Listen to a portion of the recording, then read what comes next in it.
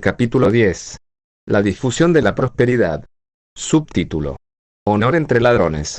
La Inglaterra del siglo XVIII, para ser más exactos, la Gran Bretaña después de la unión en 1707 de Inglaterra, Gales y Escocia, tenía una solución muy sencilla para tratar a los delincuentes: alejarlos de su vista, de su mente o, como mínimo, de los problemas. Transportaron a muchos de los delincuentes a colonias penitenciarias en el imperio. Antes de la Guerra de Independencia, los delincuentes condenados, los convictos, eran enviados principalmente a las colonias americanas. Después de 1783, tras la independencia, Estados Unidos dejó de recibir con los brazos abiertos a los convictos británicos y las autoridades británicas tuvieron que encontrarles otro hogar. Primero, pensaron en África Occidental. Sin embargo, el clima, con enfermedades endémicas como la malaria y la fiebre amarilla, contra las que los europeos no estaban inmunizados, era tan mortífero que las autoridades decidieron que era inaceptable enviar a convictos a la tumba del hombre blanco. La siguiente opción fue Australia. Su costa este había sido explorada por el capitán James Cook, un gran navegante. El 29 de abril de 1770, Cook llegó a una bahía maravillosa, que llamó Bahía Botánica en honor a las ricas especies que encontraron los naturalistas que viajaban con él. Los oficiales del gobierno británico lo consideraron un enclave ideal. El clima era templado y el lugar estaba tan lejos de la vista y la mente como se podía imaginar. Una flota de 11 barcos llenos de presos se dirigió a la Bahía Botánica en enero de 1788 bajo el mando del capitán Arthur Phillip. El 26 de enero, que ahora se celebra como el Día de Australia, montaron un campamento en Sydney Cove, el corazón de la moderna ciudad de Sydney. Denominaron a la colonia Nueva Gales del Sur. A bordo de uno de los barcos, el Alexander, capitaneado por Duncan Sinclair, había una pareja de presos que se habían casado, Henry y Susanna Cable. Susanna había sido declarada culpable de robo e, inicialmente, había sido condenada a muerte.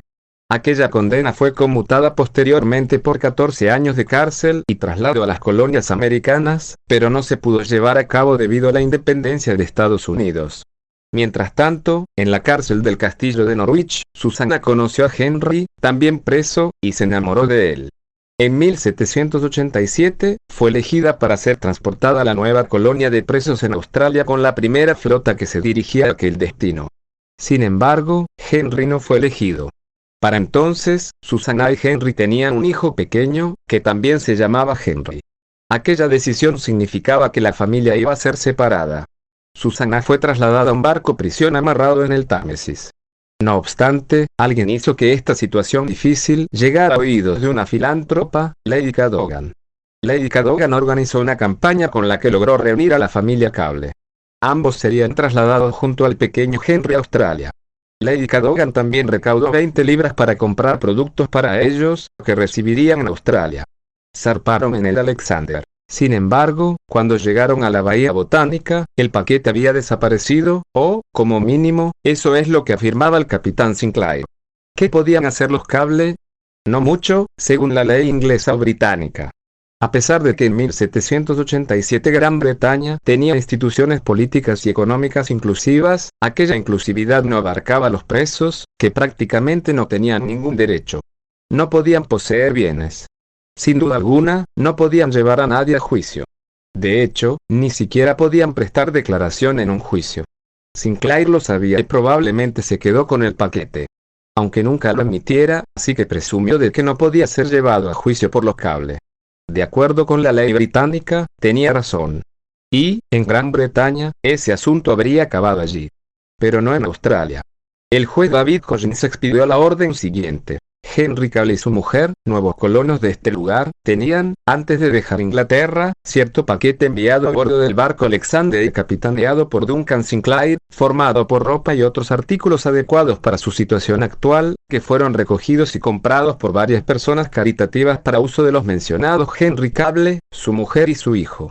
Se han realizado varias solicitudes con el propósito expreso de obtener dicho paquete del capitán del Alexander, que ahora descansa en el puerto, sin efecto excepto una pequeña parte de dicho paquete que contiene unos cuantos libros. El resto, que es de un valor más considerable, todavía continúa a bordo de dicho barco, el Alexander, el capitán del cual parece muy negligente al no hacer que sean entregados a sus respectivos dueños, tal y como se ha mencionado anteriormente.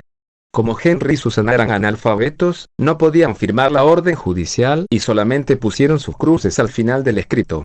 Las palabras nuevos colonos de este lugar fueron tachadas más tarde, pero eran muy significativas. Algunos pensaron que, si Ercable y su mujer eran descritos como presos, el caso no tendría esperanzas de prosperar y alguien tuvo la idea de llamarlos nuevos colonos. Aquello quizá fuera un poco demasiado para el juez Collins, y lo más probable es que fuera él quien tachara aquellas palabras. Sin embargo, la orden judicial funcionó. Collins no desestimó el caso y convocó al tribunal, con un jurado compuesto totalmente por soldados. Sinclair fue llamado a declarar. A pesar de que Collins no mostraba mucho entusiasmo por el caso y que el jurado estaba compuesto por las personas que se enviaban a Australia para vigilar a presos como los Cable, ganaron estos. Sinclair se defendió de las acusaciones alegando que los Cable eran delincuentes. Sin embargo, el veredicto fue que tuvo que pagar 15 libras. Para alcanzar aquel veredicto, el juez Collins no aplicó la ley británica, sino que hizo caso omiso de ella. Fue el primer caso civil juzgado en Australia. El primer caso criminal les habría parecido igual de extraño en Gran Bretaña. Un preso fue acusado de robar el pan de otro recluso, y el pan valía 2 peniques. En aquel momento, un caso de esas características no habría llegado al tribunal, porque los presos no tenían derecho a poseer bienes. Pero Australia no era Gran Bretaña y su ley no sería solamente británica. Y Australia pronto se distanciaría de Gran Bretaña en la ley criminal y civil y en una serie de instituciones económicas y políticas. La colonia penal de Nueva Gales del Sur inicialmente estaba formada por los presos y sus guardias, la mayoría de los cuales eran soldados.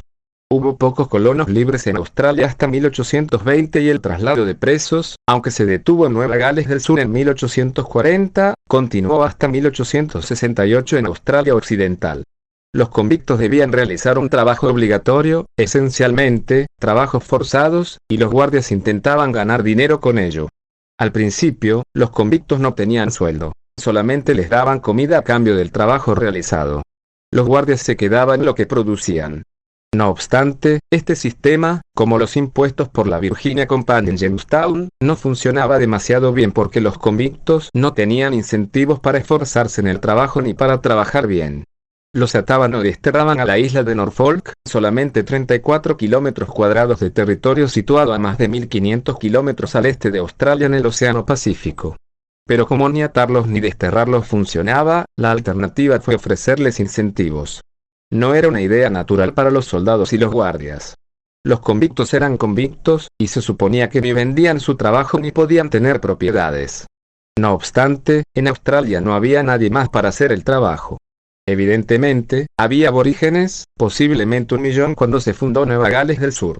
Sin embargo, estaban esparcidos en un continente enorme y la densidad de población en Nueva Gales del Sur era insuficiente para la creación de una economía basada en su explotación. No había una opción latinoamericana en Australia. Por lo tanto, los guardias se embarcaron en un camino que finalmente conduciría a instituciones incluso más inclusivas que las de Gran Bretaña. Los convictos recibían una serie de tareas que debían realizar y, si tenían tiempo libre, podían trabajar para ellos mismos y vender lo que producían. Los guardias también se beneficiaban de las nuevas libertades económicas de los convictos. La producción aumentó y los guardias fijaron monopolios para vender productos a los convictos. El negocio más lucrativo fue el del ron. En aquel momento, Nueva Gales del Sur, como el resto de las colonias británicas, estaba dirigida por un gobernador nombrado por el gobierno británico. En 1806, Gran Bretaña nombró a William Bligh, el hombre que, 17 años antes, en 1789, había sido capitán del HMS Bounty, durante el famoso amotinamiento.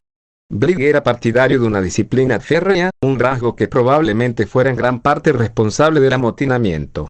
Sus formas no habían cambiado, e inmediatamente cuestionó a los monopolistas del ron. Aquello conduciría a otro motín, esa vez por parte de los monopolistas, dirigidos por un ex soldado, John MacArthur. Los hechos, que se conocerían como la Rebelión del Ron, dieron lugar a que los rebeldes derrotaran a Bligh, esta vez en tierra firme y no a bordo del Bounty. MacArthur hizo que encerraran a Bligh.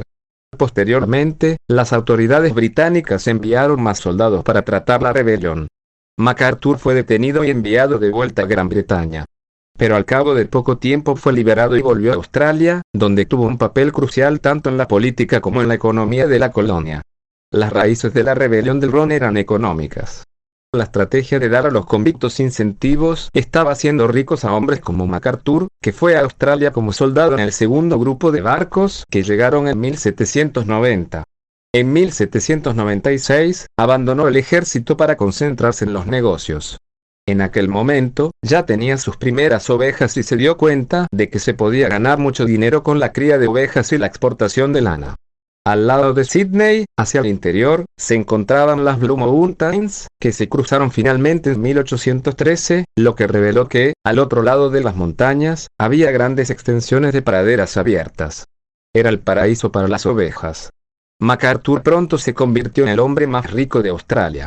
Los magnates de ovejas pasaron a conocerse como los squatters, ya que la tierra que utilizaban para el pastoreo no era suya, sino del gobierno británico. Pero, al principio, aquello era un pequeño detalle. Los squatters eran la élite de Australia, o, mejor dicho, eran la escuatocracia. Incluso con una escuatocracia, Nueva Gales del Sur no se parecía en nada a los regímenes absolutistas de Europa Oriental ni a las colonias sudamericanas. No había siervos como en Austria, Hungría y Rusia, ni grandes poblaciones indígenas que explotar como en México y Perú. Nueva Gales del Sur tenía muchas cosas en común con Jamestown, Virginia. En última instancia, la élite vio que le interesaba crear instituciones económicas que fueran significativamente más inclusivas que las de Austria-Hungría, Rusia, México y Perú. Los convictos eran la única mano de obra, y la única forma de incentivarlos era pagarles sueldos por el trabajo que hacían. Al cabo de poco tiempo, les dieron permiso para convertirse en empresarios y contratar a otros convictos. Lo más destacable era que, tras cumplir sus condenas, recibían tierras y volvían a tener derechos. Algunos de ellos empezaron a enriquecerse, incluso el analfabeto Henry Cable. En 1798, era propietario de un hotel llamado The Ramping Horse, y también tenía una tienda. Compró un barco y empezó a comerciar con pieles de foca. En 1809, poseía como mínimo 9 granjas de unos 470 acres y varias tiendas y casas en Sydney. El siguiente conflicto en Nueva Gales del Sur se produciría entre la élite y el resto de la sociedad, formada por convictos, exconvictos y sus familias. La élite, dirigida por antiguos guardias y soldados como MacArthur, incluía a algunos de los colonos libres que se habían sentido atraídos a la colonia por el boom de la economía de la lana. La mayor parte de la propiedad todavía estaba en manos de la élite, y los antiguos convictos y sus descendientes querían poner fin a las deportaciones, tener la oportunidad de ejercer de jurado de sus iguales y acceso a tierra libre. La élite no quería nada de aquello. Su preocupación principal era establecer un título legal en las tierras que ocupaban como squatters. La situación volvió a ser similar a los hechos que habían tenido lugar en Norteamérica más de 2 siglos antes. Como vimos en el capítulo 1, tras las victorias de los sirvientes contratados frente a la Virginia Company, se produjeron las luchas en Maryland y las 2 Carolinas. En Nueva Gales del Sur, los papeles de Lord Baltimore y Sir Anthony Ashley Cooper correspondieron a MacArthur y los squatters. El gobierno británico de nuevo estaba del lado de la élite, aunque también temía que algún día MacArthur y los squatters sintieran la tentación de declarar la independencia. El gobierno británico envió a John Bigge a la colonia en 1819 para dirigir una comisión que investigara lo que ocurría. Bigge se quedó perplejo al ver los derechos de los que disfrutaban los convictos y la naturaleza fundamentalmente inclusiva de las instituciones económicas de aquella colonia penal. Recomendó un cambio radical. Los convictos no podrían ser propietarios de tierras, nadie tendría permiso para pagarles sueldo, se limitarían los perdones, los ex-convictos no recibirían tierras y los castigos iban a ser mucho más draconianos. Bigge vio a los squatters como la aristocracia natural de Australia e imaginó una sociedad autocrática dominada por ellos. Aquello no era posible. Mientras Bigge intentaba hacer retroceder el tiempo, los ex-convictos y sus hijos e hijas demandaban más derechos. De nuevo, se dieron cuenta de que lo más importante, como en Estados Unidos, para consolidar totalmente sus derechos políticos y económicos, era contar con instituciones políticas que los incluyeran en el proceso de toma de decisiones. Exigieron elecciones en las que pudieran participar como iguales, así como asambleas e instituciones representativas en las que pudieran ocupar cargos. Los ex-convictos y sus hijos e hijas estaban dirigidos por el escritor, explorador y periodista William Wentworth. Este interesante personaje fue uno de los líderes de la primera expedición que cruzó las Blue Mountains, que abrieron las amplias tierras de pastoreo a los squatters. Existe un pueblo en esas montañas que todavía lleva su nombre. Sus simpatías estaban con los convictos, quizá porque su padre había sido acusado de asaltar caminos y había tenido que aceptar la expulsión a Australia para evitar el juicio y la posible condena. En aquel momento, Wentworth era un fuerte defensor de que hubiera instituciones políticas más inclusivas, de una asamblea electa, de los juicios con jurado para exconvictos y sus familias y del fin de las deportaciones a Nueva Gales del Sur. Creó un periódico, el Australian, desde el cual atacaría a las instituciones políticas a partir de ese momento. A MacArthur no le gustaba Wentworth y, sin duda, tampoco lo que pedía. A partir de una lista de nombres, describió así a los seguidores de Wentworth: condenado a la horca desde que vino aquí. Repetidamente azotado en la parte posterior de la carreta. Judío londinense. Dueño de un bar judío privado posteriormente de su licencia. Subastero deportado por traficar con esclavos. A menudo azotado aquí. Hijo de 2 convictos. Timador, profundamente endeudado. Aventurero americano. Abogado despreciable. Extranjero que hace poco que fracasó con una tienda de música. Casado con la hija de 2 convictos. Casado con una convicta que antes tocaba la pandereta. La vigorosa oposición de MacArthur y los squatters no pudo detener la oleada en Australia. La demanda de instituciones representativas era fuerte y no se pudo suprimir. Hasta 1823, el gobernador había controlado Nueva Gales del Sur más o menos por su cuenta. Aquel año, su poder fue limitado mediante la creación de un consejo nombrado por el gobierno británico. Inicialmente, los designados pertenecían a la élite no convicta y squatter, MacArthur entre otros, pero aquello no podía durar. En 1831, el gobernador Richard Bourke cedió a la presión y, por primera vez, permitió que hubiera exconvictos que actuaran como jurados. Los exconvictos y, de hecho, muchos nuevos colonos libres también querían que cesara la deportación de convictos desde Gran Bretaña, porque creaba competencia en el mercado laboral y hacía descender los sueldos. Los squatters eran partidarios de los sueldos bajos, pero perdieron. En 1840, la deportación a Nueva Gales del Sur se detuvo y, en 1842, se creó un consejo legislativo con 2/3 de sus miembros elegidos, el resto fue nombrado. Los exconvictos se podían presentar como candidatos a cargos y votar si tenían la suficiente propiedad, y muchos lo hicieron. A partir de 1850, Australia introdujo el derecho a voto de los hombres adultos blancos. Las demandas de los ciudadanos, los exconvictos y sus familias, habían avanzado mucho más de lo que William Wentworth había imaginado. De hecho, en aquel momento, estaba del lado de los conservadores e insistía en un consejo legislativo no electo. Sin embargo, igual que MacArthur antes que él, Wentworth no fue capaz de detener la marea hacia la existencia de instituciones políticas más inclusivas. En 1856, el estado de Victoria, que se separó de Nueva Gales del Sur en 1851, y Tasmania se convertirían en los primeros lugares del mundo que introdujeron un voto secreto efectivo en las elecciones, lo que puso fin a la coacción y la compra de votos. Hoy en día, el método estándar de lograr secretismo al votar en unas elecciones todavía se denomina en inglés Australian Ballot, voto australiano.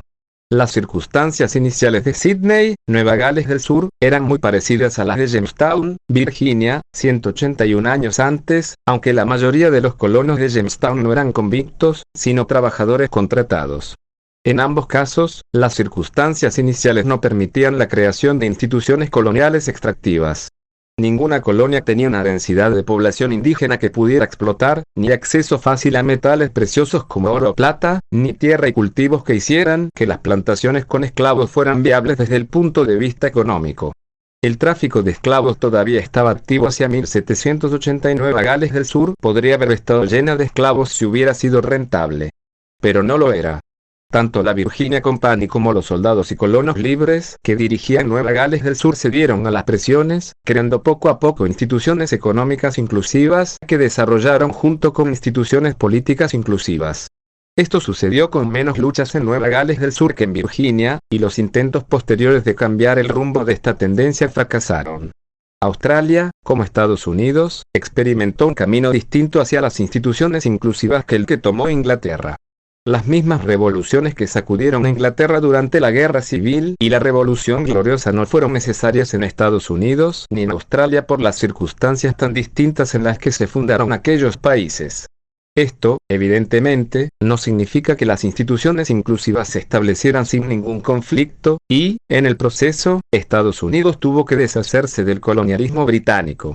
En Inglaterra había una larga historia de gobierno absolutista que estaba profundamente arraigada y fue necesaria una revolución para eliminarla, pero en Estados Unidos y Australia no existía. Aunque Lord Baltimore en Maryland y John MacArthur en Nueva Gales del Sur pudieran haber aspirado a aquel papel, no pudieron establecer un control suficientemente fuerte en la sociedad para que sus planes dieran fruto. Las instituciones inclusivas establecidas en Estados Unidos y Australia significaron que la revolución industrial se extendiera rápidamente a aquellas tierras y empezaran a hacerse ricos. El camino que tomaron aquellos países fue seguido por colonias como Canadá y Nueva Zelanda. Había otros caminos posibles para lograr instituciones inclusivas. En muchos puntos de Europa Occidental tomaron un tercer camino hacia las instituciones inclusivas bajo el impulso de la Revolución Francesa, que derrocó el absolutismo en Francia y, posteriormente, generó una serie de conflictos entre estados que extendieron la reforma institucional a través de gran parte de Europa Occidental. La consecuencia económica de estas reformas fue la aparición de instituciones económicas inclusivas en la mayor parte de Europa Occidental, la revolución industrial y el crecimiento económico. Subtítulo: Romper las barreras. La Revolución Francesa.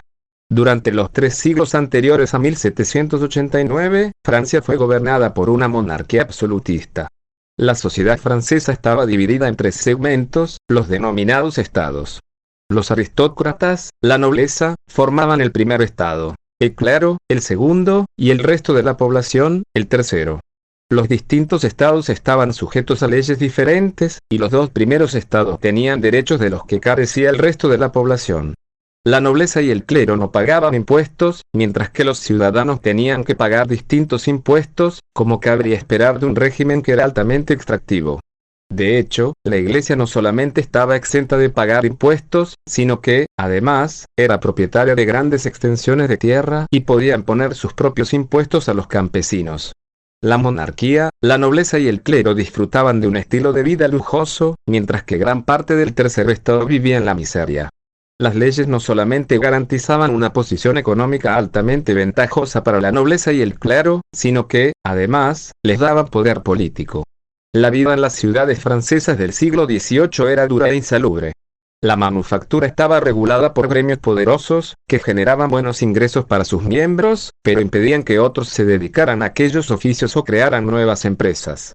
El denominado antiguo régimen se enorgullecía de su continuidad y estabilidad.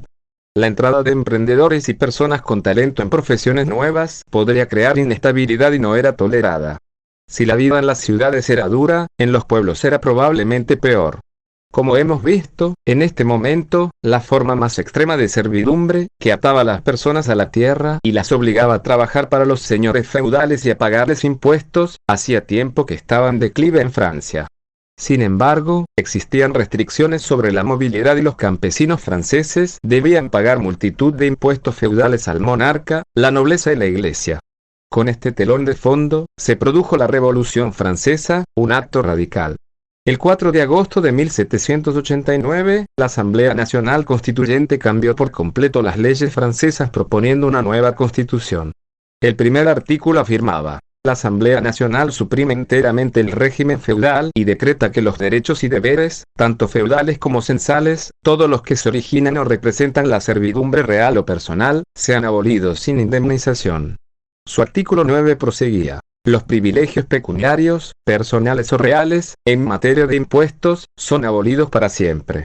Los impuestos se cobrarán a todos los ciudadanos y sobre todos los bienes, de igual manera y en la misma forma. Se considerarán planes por los que los impuestos se pagarán de forma proporcional por parte de todos, incluso para los 6 últimos meses del año en curso.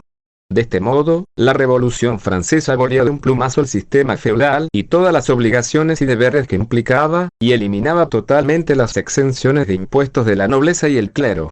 Pero, quizá lo más radical, e incluso impensable en aquella época, era el artículo 11, que afirmaba: todos los ciudadanos, sin distinción de nacimiento, podrán ser admitidos en todos los empleos y dignidades eclesiásticas, civiles y militares, y ninguna profesión útil reportará deshonra.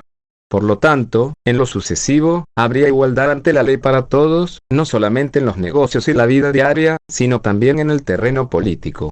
Las reformas de la Revolución continuaron después del 4 de agosto.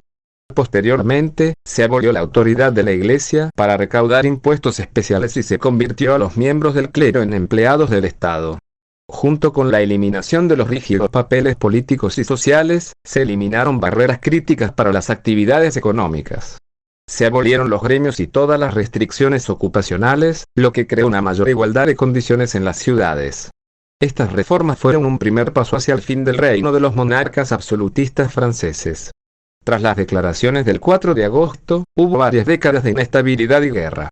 Sin embargo, se había dado un paso irreversible para separarse del absolutismo y las instituciones extractivas y acercarse a las instituciones políticas y económicas inclusivas. Después de estos cambios, se producirían otras reformas en el terreno económico y político, que, finalmente, culminarían en la Tercera República de 1870, que llevaría a Francia al tipo de sistema parlamentario que la Revolución Gloriosa puso en marcha en Inglaterra.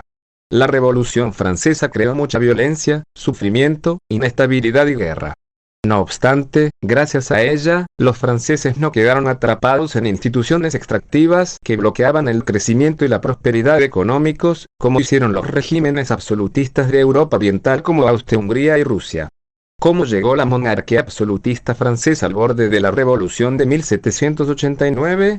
Al fin y al cabo, hemos visto que muchos regímenes absolutistas fueron capaces de sobrevivir largos periodos de tiempo, incluso en mitad del estancamiento económico y la agitación social. Como en la mayoría de las revoluciones y cambios radicales, fue una confluencia de factores lo que posibilitó la Revolución Francesa, y estos estaban estrechamente relacionados con el hecho de que Gran Bretaña se estaba industrializando rápidamente. Y, evidentemente, el camino, como es habitual, era circunstancial, ya que muchos intentos de estabilizar el régimen por parte de la monarquía fracasaron y la revolución resultó ser más eficaz para cambiar instituciones en Francia y otros puntos de Europa de lo que muchos podrían haber imaginado en 1789. Muchas leyes y privilegios de Francia eran vestigios de tiempos medievales. No solamente favorecían al primer y segundo estado respecto de la mayoría de la población, sino que, además, les daban privilegios frente a la corona. Luis XIV, el Rey Sol, gobernó Francia durante 54 años, desde 1661 hasta su muerte en 1715, aunque, de hecho, llegó al trono en 1643, a los 5 años. Consolidó el poder de la monarquía, apoyando el proceso hacia un mayor absolutismo que se había iniciado siglos antes. Muchos monarcas a menudo consultaban a la denominada Asamblea de Notables, formada por aristócratas clave elegidos por la corona. A pesar de ser principalmente consultiva, la Asamblea todavía actuaba como una leve restricción al poder del monarca. Por esta razón, Luis XIV gobernaba sin convocar a la Asamblea. Bajo su reino, Francia logró cierto crecimiento económico, por ejemplo, a través de la participación en el comercio atlántico y colonial. El capaz ministro de Finanzas de Luis XIV, Jean-Baptiste Colbert, también supervisaba el desarrollo de la industria patrocinada y controlada por el gobierno, un tipo de crecimiento extractivo. Esta cantidad limitada de crecimiento beneficiaba prácticamente en exclusiva al primer y al segundo estados. Luis XIV también deseaba racionalizar el sistema impositivo francés, porque, a menudo, el Estado tenía problemas para financiar sus frecuentes guerras, su gran ejército permanente y el séquito, el consumo y los palacios lujosos del rey.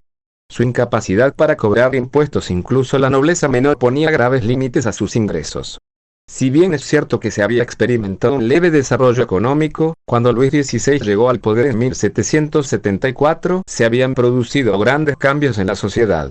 Además, los antiguos problemas fiscales se habían convertido en una crisis fiscal, y la Guerra de los 7 Años con Gran Bretaña, entre 1756 y 1763, en la que Francia perdió Canadá, había sido particularmente costosa.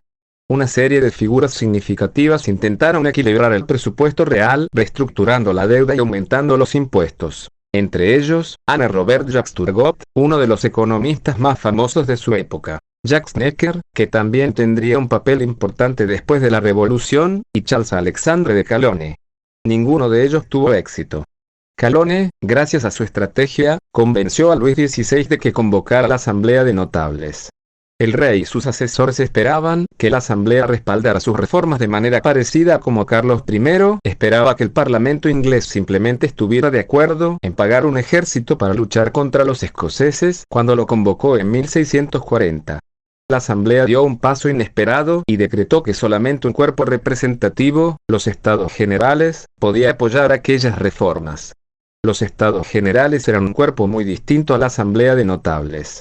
La Asamblea estaba formada por la nobleza y, en gran medida, era elegida por la corona entre los principales aristócratas, mientras que los Estados Generales incluían a representantes de los tres estados. Se había reunido por última vez en 1614. Cuando los Estados Generales se reunieron en 1789 en Versalles, fue evidente de inmediato que no habría ningún acuerdo. Las diferencias eran irreconciliables. El tercer estado lo veía como una oportunidad de aumentar su poder político y quería tener más votos en los Estados Generales, a lo que la nobleza y el clero se oponían rotundamente. La reunión acabó el 5 de mayo de 1789 sin ninguna resolución, excepto la decisión de convocar a un cuerpo más potente, la Asamblea Nacional, lo que profundizó la crisis política. El tercer estado, sobre todo los comerciantes, hombres de negocios, profesionales y artesanos, quería mayor poder, y vio estos avances como una prueba de su creciente influencia. Por lo tanto, en la Asamblea Nacional, exigieron tener más peso en los procedimientos y más derechos en general. Su apoyo en las calles de todo el país por parte de ciudadanos alentados por estos avances condujo a la reconstitución de la Asamblea como Asamblea Nacional Constituyente el 9 de julio. Mientras tanto, el ambiente en el país, y sobre todo en París, se radicalizaba. La reacción de los círculos conservadores alrededor de Luis XVI fue convencerle para que despidiera a Necker, el ministro de Finanzas reformista. Aquello condujo a una mayor radicalización en las calles. El resultado fue el famoso asalto a la Bastilla el 14 de julio de 1789. A partir de aquel momento, la revolución empezó de verdad.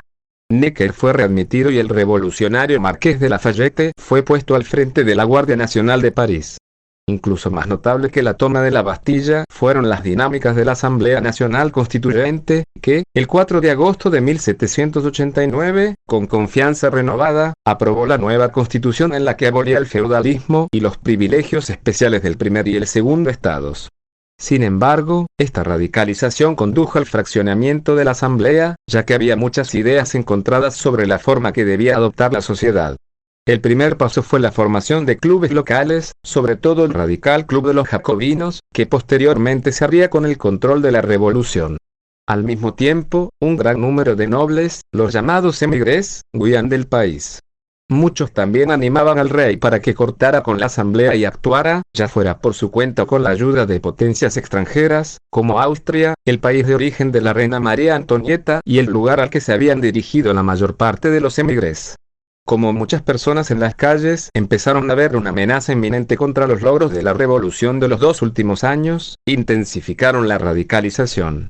La Asamblea Nacional Constituyente aprobó la versión final de la Constitución el 29 de septiembre de 1791, con lo que Francia se convertía en una monarquía constitucional con igualdad de derechos para todos los hombres, eliminaba las obligaciones y los deberes feudales, y ponía fin a todas las restricciones comerciales impuestas por los gremios.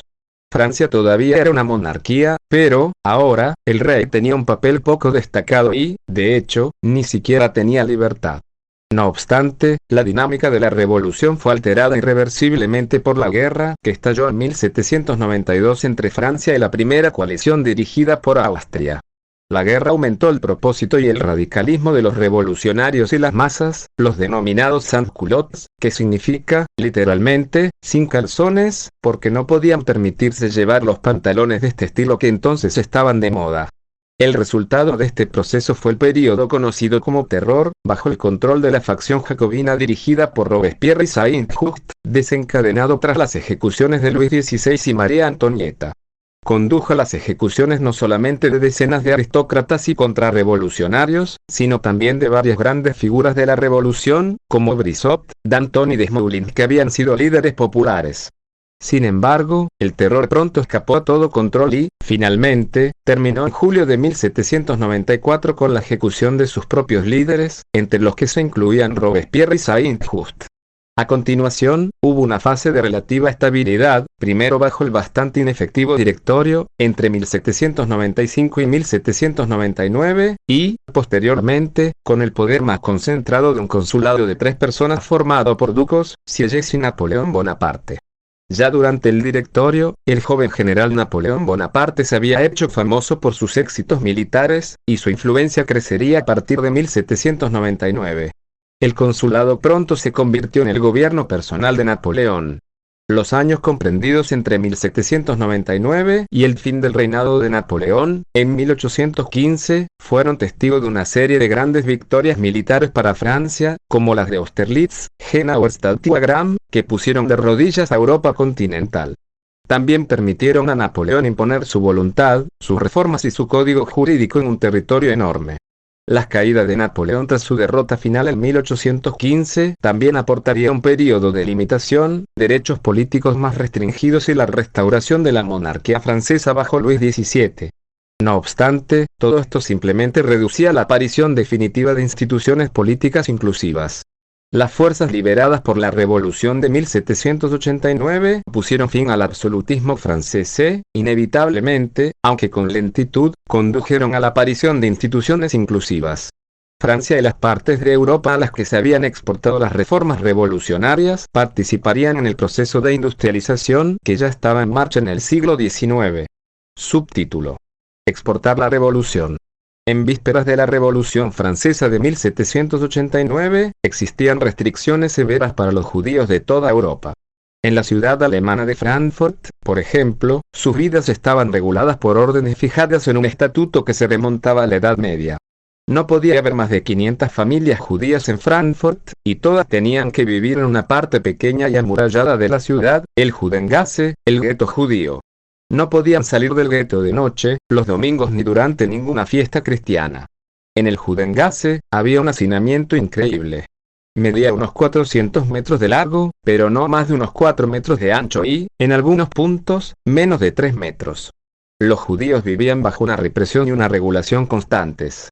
Cada año, como máximo 2 familias nuevas podían ser admitidas en el gueto y 12 parejas judías más se podían casar, solamente si ambos habían cumplido los 25 años. Los judíos no podían trabajar la tierra ni comerciar con armas, especias, vino ni cereales. Hasta 1726, tenían que llevar señales específicas, 2 anillos amarillos concéntricos en el caso de los hombres y un velo de rayas en el caso de las mujeres. Todos los judíos tenían que pagar un impuesto especial al sufragio.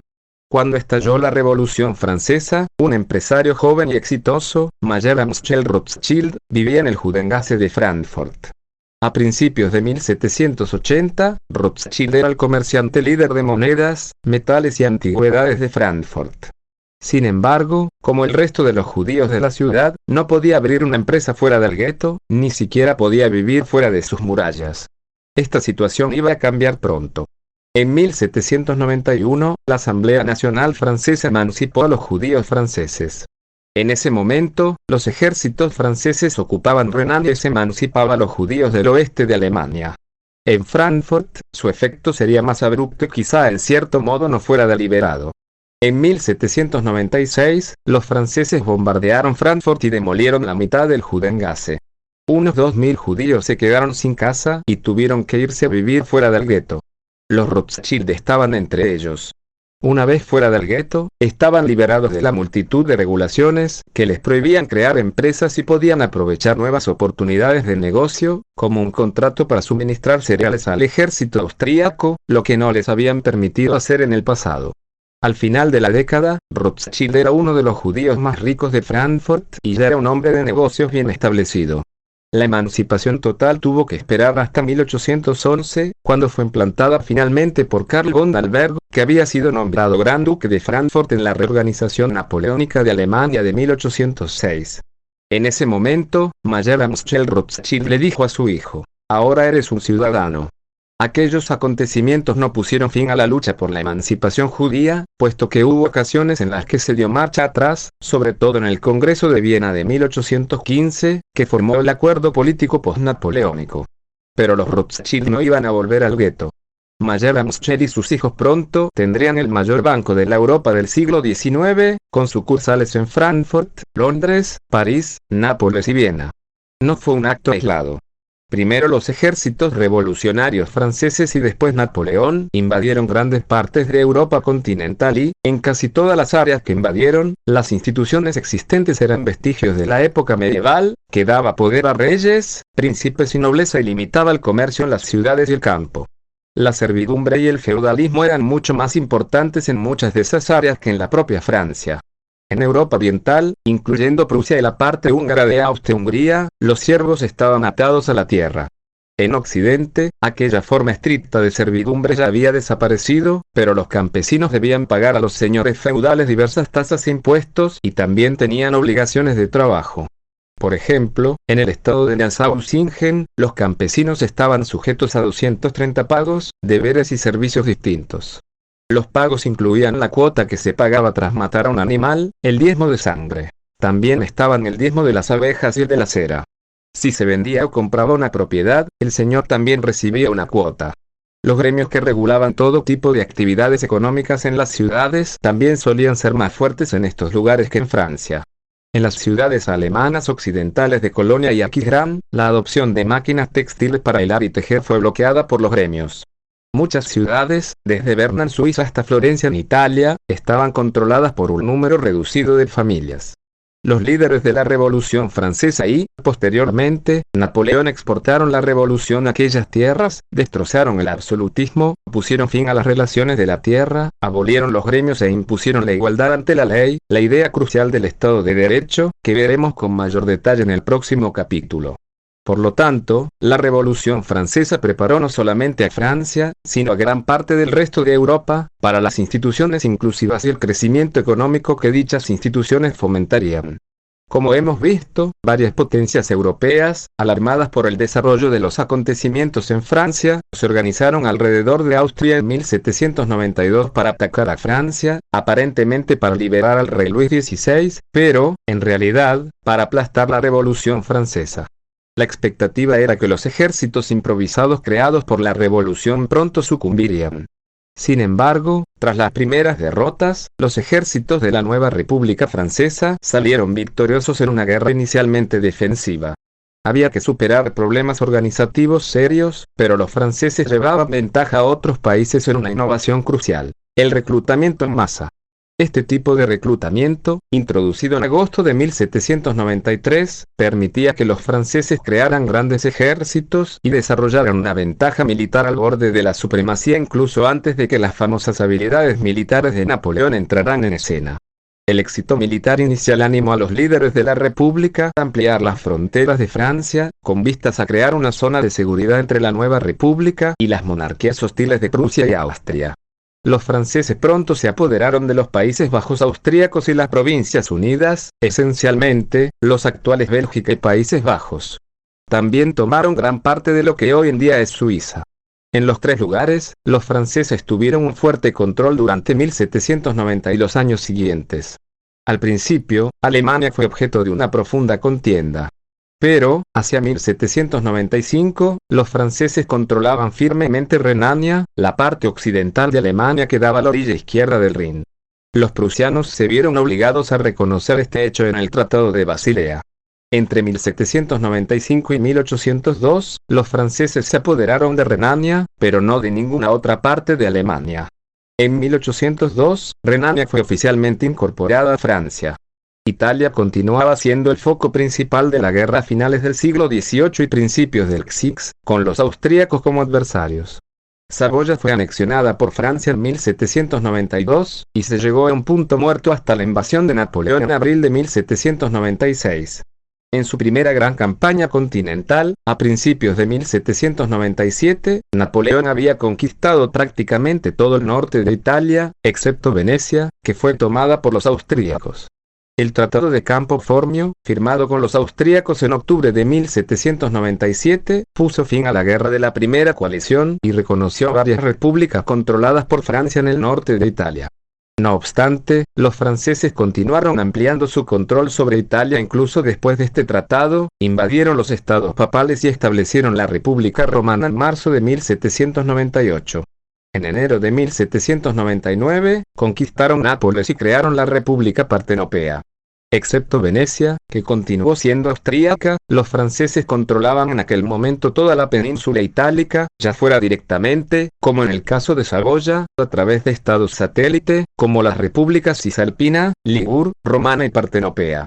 La guerra de la Segunda Coalición, entre 1798 y 1801, fue un tira y afloja continuo entre los bandos, pero finalmente fueron los franceses quienes se quedaron esencialmente con el control. Los ejércitos revolucionarios franceses iniciaron rápidamente un proceso radical de reforma en las tierras que habían conquistado, abolieron los vestigios que quedaban de servidumbre y relaciones feudales, e impusieron la igualdad ante la ley. Se arrebataron al clero su poder y estatus especial, y los gremios de las zonas urbanas fueron eliminados o, como mínimo, quedaron muy debilitados. Esto sucedió en los Países Bajos austríacos inmediatamente después de la invasión francesa en 1795 y en las Provincias Unidas, donde los franceses habían fundado la República de Batavia, con instituciones políticas muy similares a las de Francia. En Suiza, la situación era similar. Los gremios, los señores feudales y la iglesia fueron derrotados, se eliminaron los privilegios feudales y los gremios fueron abolidos y expropiados.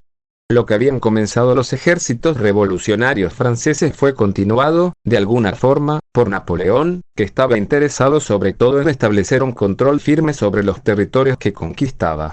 En ocasiones, esto implicaba llegar a acuerdos con élites locales o colocar a su familia y asociados al mando, como durante su breve control de España y Polonia. Sin embargo, Napoleón también tenía un deseo verdadero de continuar y profundizar las reformas de la revolución. Lo más importante es que codificó el derecho romano y las ideas de igualdad ante la ley en un sistema jurídico que sería conocido como el Código Napoleónico. Napoleón consideraba que este código era su mayor legado y deseaba imponerlo en todos los territorios que controlaba.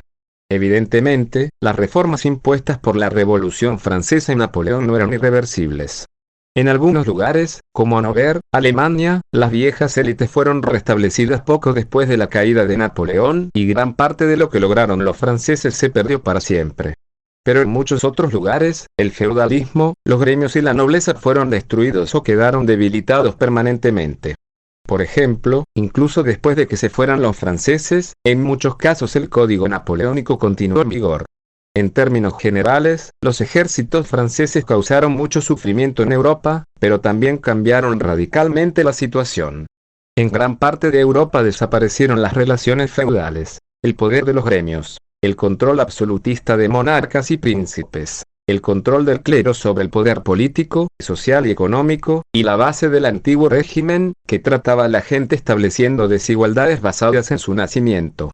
Estos cambios crearon el tipo de instituciones económicas inclusivas que permitirían que la industrialización arraigara en esos lugares. A mediados del siglo XIX, la industrialización estaba rápidamente en marcha en prácticamente todos los lugares controlados por los franceses, mientras que países como Austria-Hungría y Rusia, que no fueron conquistados por los franceses, o Polonia y España, donde el control francés fue temporal y limitado, estaban todavía muy estancados. Subtítulo: En busca de la modernidad. En el otoño de 1867, Kubo Toshimichi, cortesano líder del dominio feudal japonés Satsuma, viajó desde la capital de Edo, luego Tokio, a la ciudad regional de Yamaguchi. El 14 de octubre, se reunió con los líderes del dominio CHSH. Tenía una propuesta sencilla. Unirían fuerzas, marcharían con sus ejércitos hasta Edo y derrocarían al shogun, gobernante de Japón. En aquel entonces, Kubo Toshimichi ya había convencido a los líderes de los dominios Tosa y Aki. Una vez que estuvieron de acuerdo los líderes del poderoso CHSH, se formó una alianza Satsuma-CHSH, secreta. En 1868, Japón era un país económicamente subdesarrollado que había sido controlado desde el año 1600 por la familia Tokugawa, cuyo gobernador había tomado el título de shogun, comandante, en 1603. El emperador japonés estaba relegado y había asumido un papel puramente ceremonial. Los shogunes de Tokugawa eran los miembros dominantes de una clase de señores feudales que gobernaban y recaudaban impuestos de sus propios dominios, entre ellos los de Satsuma, controlados por la familia Shimazu. Estos señores, junto con sus militares, los famosos samuráis, dirigían una sociedad parecida a la de la Europa medieval, con categorías ocupacionales estrictas, restricciones sobre el comercio y elevadas cargas impositivas sobre los campesinos. El shōgun gobernaba desde Edo, donde monopolizaba y controlaba el comercio exterior, y prohibió a los extranjeros entrar en el país. Las instituciones políticas y económicas eran extractivas y Japón era pobre. Sin embargo, el dominio del shōgun no era completo. Ni cuando la familia Tokugawa se apoderó del país en 1600, pudo controlar a todo el mundo. En el sur del país, el dominio Satsuma continuaba siendo bastante autónomo y se le permitía comerciar independientemente con el mundo exterior a través de las islas Riki. Fue en la capital Satsuma de Kagoshima donde Kubo Toshimichi nació en 1830. Como hijo de samurái, también se convirtió en samurái. Su talento fue descubierto pronto por Shima Tsunari Akira, el señor de Satsuma, quien pronto lo ascendió en la burocracia. En aquel momento, Shima Tsunari Akira ya había trazado un plan para utilizar las tropas de Satsuma para derrocar al shōgun. Quería ampliar el comercio con Asia y Europa, abolir las viejas instituciones económicas feudales y construir un estado moderno en Japón. Su plan incipiente fue truncado por su muerte en 1858. Su sucesor, Shimazu Isamitsu, fue más cauto, como mínimo, al principio. En aquel momento, Kubo Toshimichi estaba cada vez más convencido de que Japón debía derrocar el shogunato feudal y, finalmente, convenció a Shimazu Isamitsu. Para conseguir apoyo para su causa, la presentaron como un ultraje contra la marginación del emperador. El tratado que Kubo Toshimichi ya había firmado con el dominio Tosa afirmaba que un país no tiene dos monarcas, un hogar no tiene dos señores. El gobierno se delega en un gobernante. Sin embargo, la verdadera intención no se limitaba a restaurar el poder del emperador, sino que intentaban cambiar por completo las instituciones políticas y económicas. En el lado de los Tosa, uno de los firmantes del tratado era Sakamoto Rima. Cuando Satsuma y CHSH movilizaron sus ejércitos, Sakamoto Rima presentó al shōgun un plan de 8 puntos y le pidió insistentemente que dimitiera para evitar la guerra civil. El plan era radical, y, aunque la cláusula 1 afirmaba que el poder político del país debía volver a la corte imperial y todos los decretos debían ser emitidos por la corte, incluía mucho más que solamente la restauración del emperador. Las cláusulas 2, 3, 4 y 5 afirmaban: 2. Se deben establecer dos cuerpos legislativos, una cámara alta y una baja, y todas las medidas del gobierno deben decidirse basándose en una opinión general. 3. Los hombres con capacidad entre los señores, los nobles y la población general deben ser empleados como concejales y los cargos tradicionales del pasado que hayan perdido su propósito deben ser abolidos. 4. Los asuntos exteriores se deben llevar a cabo de acuerdo con regulaciones apropiadas elaboradas basándose en la opinión general. 5. La legislación y las regulaciones del pasado deben dejarse a un lado y se debe seleccionar un código nuevo y adecuado.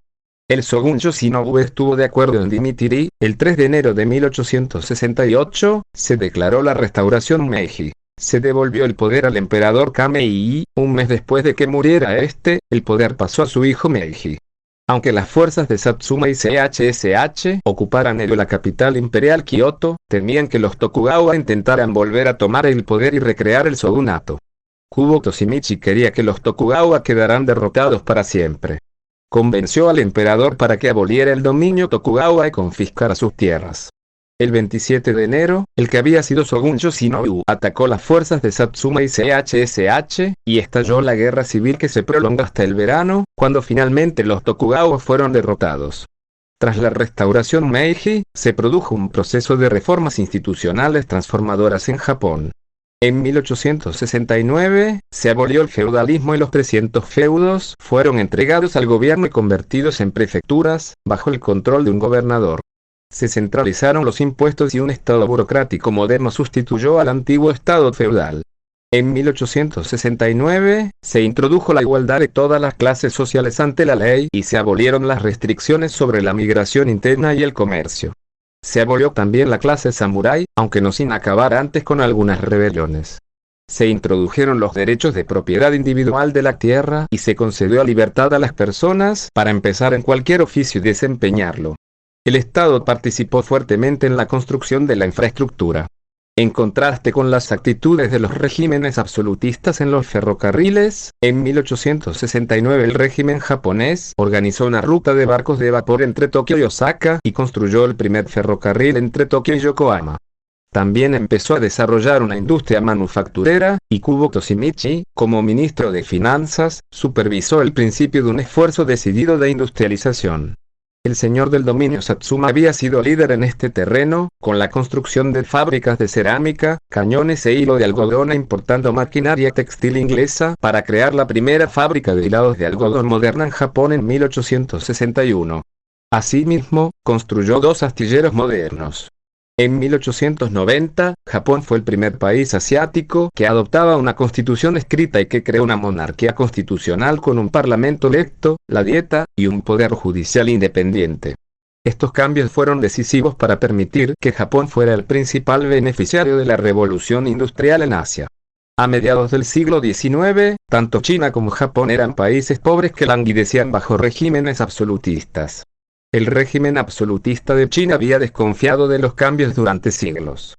Aunque existieran muchas similitudes entre China y Japón, el shogunato Tokugawa también había prohibido el comercio exterior en el siglo XVII, como lo habían hecho anteriormente los emperadores chinos, y suponía el cambio político y económico. También había diferencias políticas notables.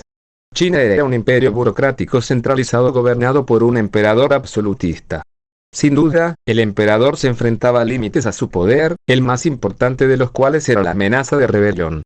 Durante el período comprendido entre 1850 y 1864, todo el sur de China fue devastado por la rebelión Taiping.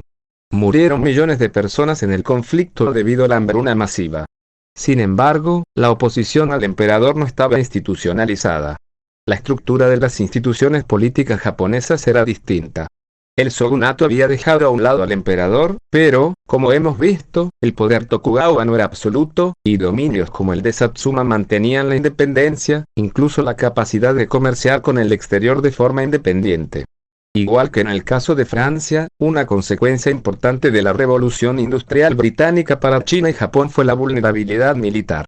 China fue humillada por la potencia naval británica durante la Primera Guerra del Opio, entre 1839 y 1842, y la misma amenaza se hizo muy real para los japoneses cuando los barcos de guerra estadounidenses, dirigidos por el comodoro Matthew Perry, entraron en la bahía de Edo en 1853.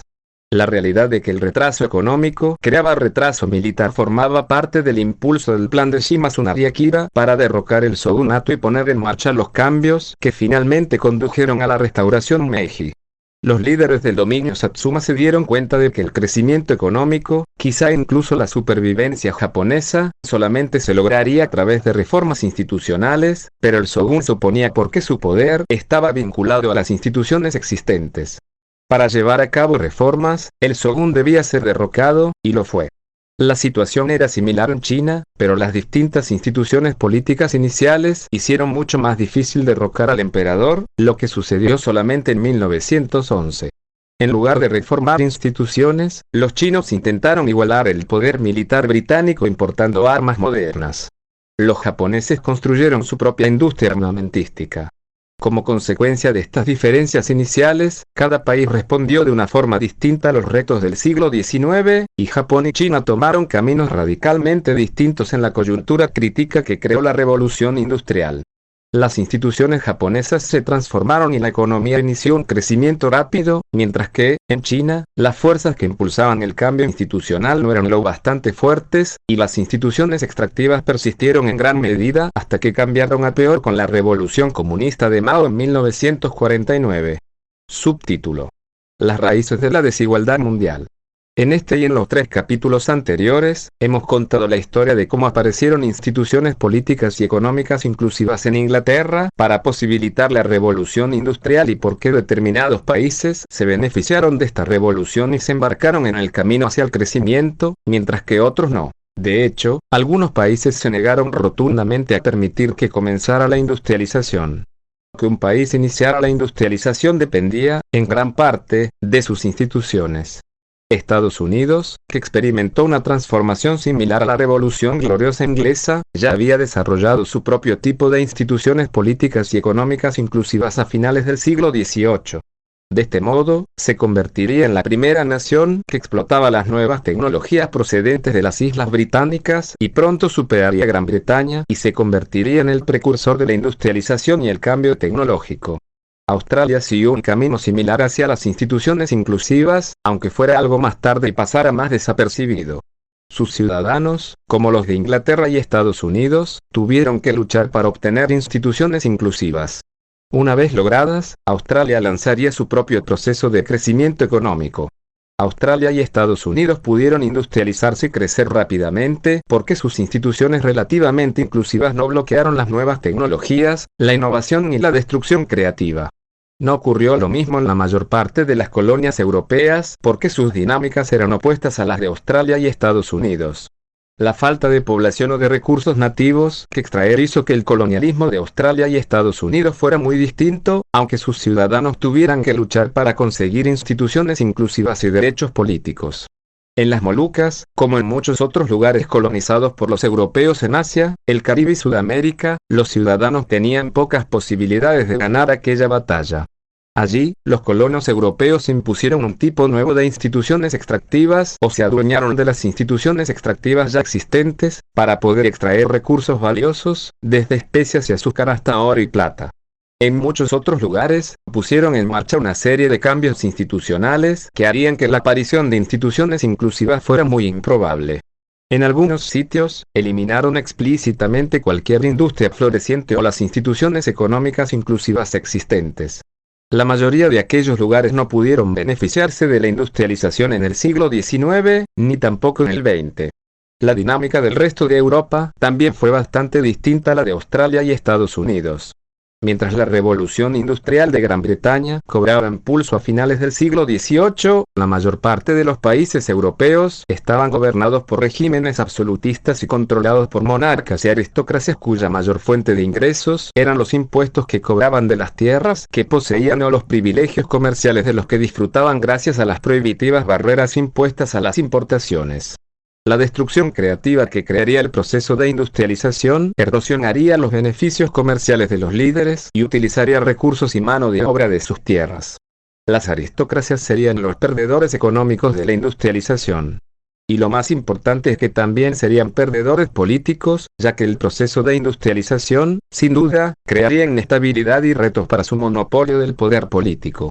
Sin embargo, las transiciones institucionales en Gran Bretaña y la revolución industrial crearon oportunidades y nuevos retos para los estados europeos. Aunque hubiera absolutismo en Europa occidental, la región también había compartido gran parte de la deriva institucional que había afectado a Gran Bretaña en el milenio anterior. No obstante, la situación era muy distinta en Europa oriental, el Imperio Otomano y China. Estas diferencias eran importantes para la difusión de la industrialización. Igual que la peste negra o el auge del comercio atlántico, la coyuntura crítica creada por la industrialización intensificó el conflicto por las instituciones siempre presente en muchos países europeos. Uno de los factores principales fue la Revolución Francesa de 1789. El fin del absolutismo en Francia abrió el camino a las instituciones inclusivas, y, finalmente, los franceses se embarcaron en la industrialización y el rápido crecimiento económico. De hecho, la Revolución Francesa hizo más que eso. Exportó sus instituciones e invadió y eliminó por la fuerza instituciones extractivas de varios países vecinos. De esta forma, allanó el camino a la industrialización no solamente en Francia, sino también en Bélgica, los Países Bajos, Suiza y algunas partes de Alemania e Italia. Más al este, la reacción fue similar a la que hubo tras la peste negra, cuando, en lugar de hundirse, el feudalismo se intensificó. Austria-Hungría, Rusia y el Imperio Otomano quedaron aún más retrasadas económicamente, pero sus monarquías absolutistas lograron permanecer hasta la Primera Guerra Mundial.